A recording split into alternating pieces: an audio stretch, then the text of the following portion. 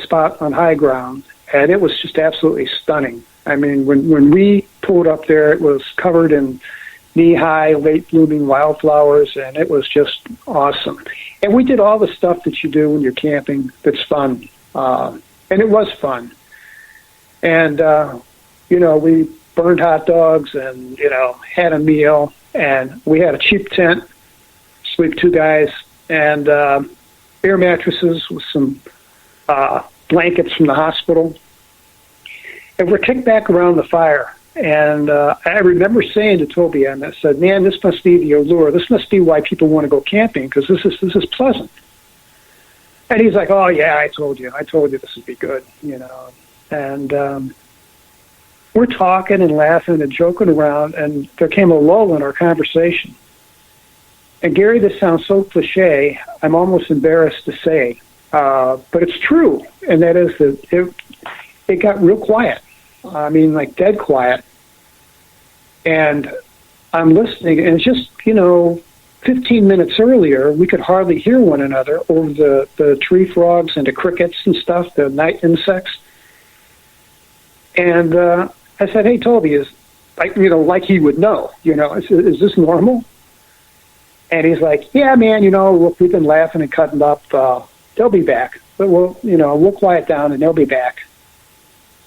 And but I felt unnerved by it. Now, I got to ask you a question, Terry. How old were you at that time? 22. Okay. And Toby was 23.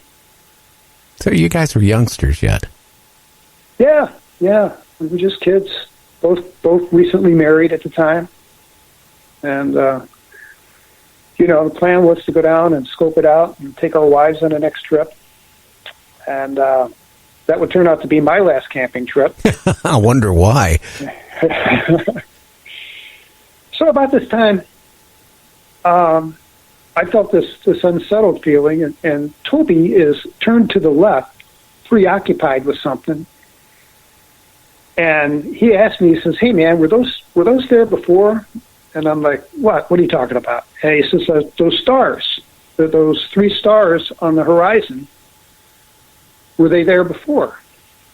And I looked, and sure enough, there were 3 stars. Each one was about as bright as the North Star. And they sat in a tight little triangle right above the horizon. They were too far above the horizon to have been, road lights or a, parking lot or something. Besides, we were in the middle of nowhere. I mean, we were in a really remote part of Arkansas. And I said, no, those look odd. I mean, we both knew a little bit about aircraft, and, there were no aircraft lights like that configuration. And the things were stationary. They didn't move. And we're kind of watching them, and then they rotate. And they rotated about 3/4 of a turn, like they were on an axis. They turned. And I remember feeling very excited about that for some reason. Now, I got to jump in. Now, Terry, how many lights were they? 3 of them? 3 of them in a triangular configuration.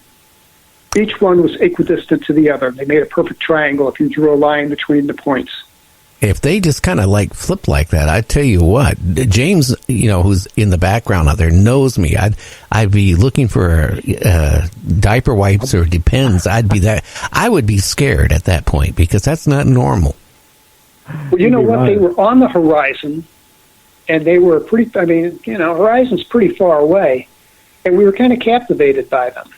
But there was more that happened, and that is that they started to climb up into the sky, and this is the point where we should have panicked. This is the point where had we had our senses about us, we'd have been in the car and got out of there, and we didn't.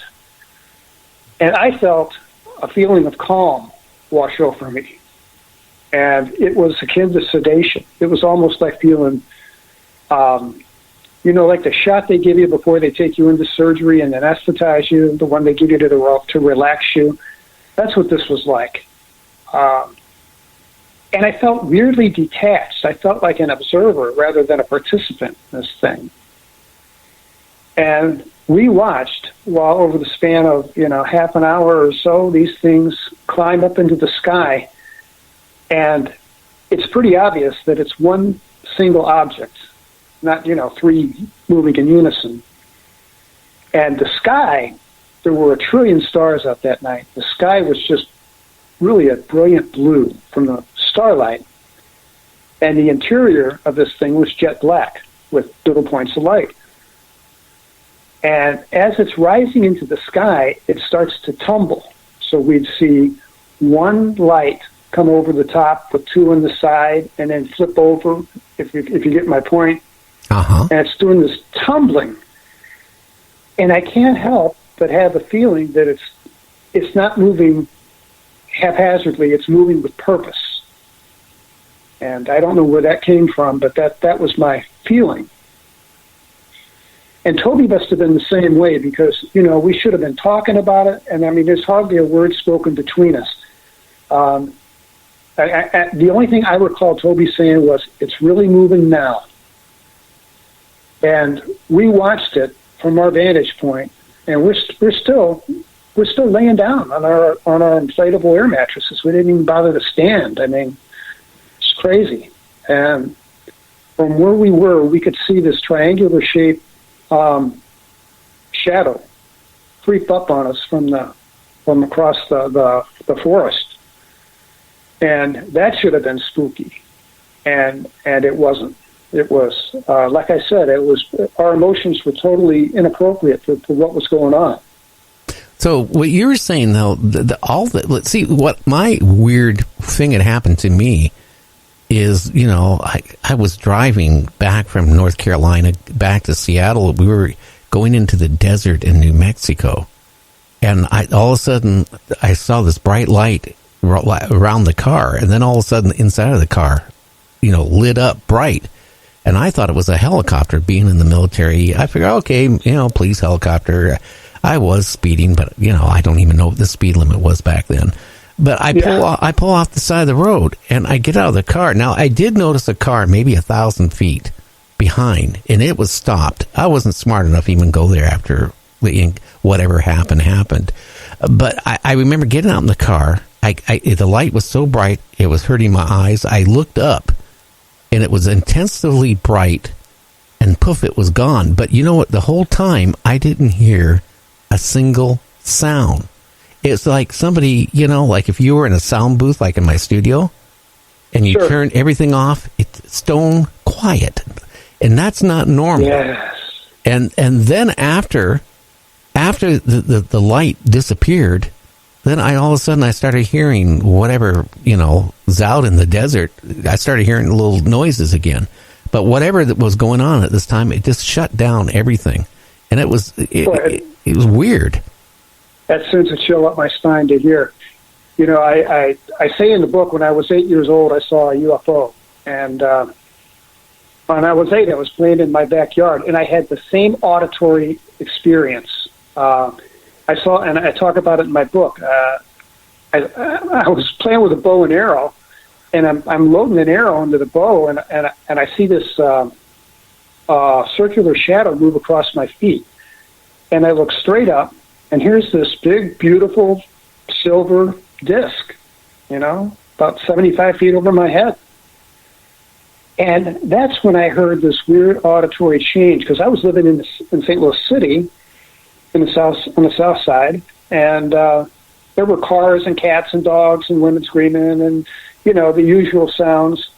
And it sounded like I had my hands pressed over my ears. Things were muffled. Until the thing shut off. And then, boom, everything snapped back to normal. Well, how did you feel at 8 years old when that happened? And did you tell your mom and dad what happened? And what did they respond like? I went nuts. I went crazy. I was screaming, "Mom! Mom!" And my mom comes running out. She's sure I've shot a neighbor in the head with an arrow or something. And she comes out. I said, "Mom, did you see it? Did you see it? It was so cool. It was so cool." And, it was cool in the way that, like a new sports car is cool, Uh-huh. It was beautiful. And I said, "Mom, did you see it? It was a flying saucer. Did you see it? Did you see it?" And, the 60s were a different time. This was 1968, and, 1963. I was 8 years old. And, she told me, stop screaming, stop screaming. Don't say that. And she dragged me into the house and said, now, I don't know what you saw, Terry, but you did not see a flying saucer. I'm like, but Mom, I did. She hands me a pen and paper. Here, draw me what you saw. I draw a circle and hand it back to her. And she's like, you can't tell people you saw a flying saucer. They'll think something's wrong with you. They'll think something's wrong with us. So, that's that 60s conformity thing. It did not go well. I had nightmares after the fact for a couple of months. And, it did not go over well. And so the second time I saw a flying saucer, when I was 11, I didn't tell anybody. Well, I wonder why. I'll be honest with you. In my situation, I as soon as we got back to Seattle, we ended up in a divorce, and it wasn't because of the UFO. It's just 2.5 years of a bad marriage. But I'll tell you, my wife was so hysterical at the time. And I was, but you know what? I kind of put it out of my mind. Okay. I just try to, and then I forgot about it in time. But you know what? This is, I know this is about you tonight, but I just want to say what happened to me is years went by. I never thought about it. Didn't think about it. And then I had to go in to see a surgeon because I was having some, problems with my leg and lower back hurting and all that stuff. So they had me do an MRI. And they do the MRI. I go back to the surgeon. I'm sitting in the waiting room, and the head nurse comes up, and she goes, well, Gary, where did you get that piece of metal embedded in next to your spine, just below your neck? Oh. And she said, was that a war injury, or did you get hurt? And I go, no, I shattered my tailbone in the military, but nothing up there. I go in and talk to the doctor, and the doctor, has started telling me, and showing me x-rays. He goes, you got this piece of metal. Do you know where it came from? And he's looking at my back, and, and he doesn't see any puncture marks or anything. Nothing. Absolutely nothing. Oh, my God. And I didn't think anything of it other than I remember being dumb and naive. I was young. I was probably about, in my 30s at the time, late 30s. I can't remember exactly. But I said to the doctor, I said, can you remove it? And he goes, no, because, it is built up with arthritis and a whole bunch of, stuff. He said, if I remove it, you'll be in a wheelchair. Yeah. Okay, again, I don't think anything about it for years, Terry. One of my oldest sons gets in trouble. I have to go to drug court with him once a month for a year. Now, I'd never been in a courthouse before that because I never, had to go into a courthouse. I didn't fly much before that, so I didn't have no problems there. So I go into and I set the alarm off. Okay, and I didn't think anything of it the first time. A month later, I set the alarm off again. I think the third or fourth month, they're taking me into a special room where they put that little latex glove on. Yep. Okay, and I'm setting the alarms off, and and then my son's out of drug court. I don't think anything of it for years. I don't know if you know who Timothy Cullen is. I don't. Okay, he was the number 9th implant removal from the late Dr. Roger Lear. Roger Lear. Yeah. Yes, I know Roger Lear. Yes, I know of Dr. Roger Lear. Yeah, and you know what? The last time I had him on my show, and he's been on about 5 times, it hit me after the show. I start thinking, that bright light in the early 70s in the desert. Then I start thinking about, I can't fly an airplane because if I do, I set off the alarm system. I think about the court thing. The doctor's saying there's a piece of metal in my upper part of below my neck and next to the spine. I wonder myself sometimes, if I was abducted because, it can be that split second. You see that bright light, but who knows how long it actually was. Now, yes, you got to bear with me. We have to go on break because the radio stations, so you can go get a cup of jabba, a cup of tea like I do, or whatever you want. We're going to be back with 3 minutes with Terry Lovelace, and we're going to find out more about his abduction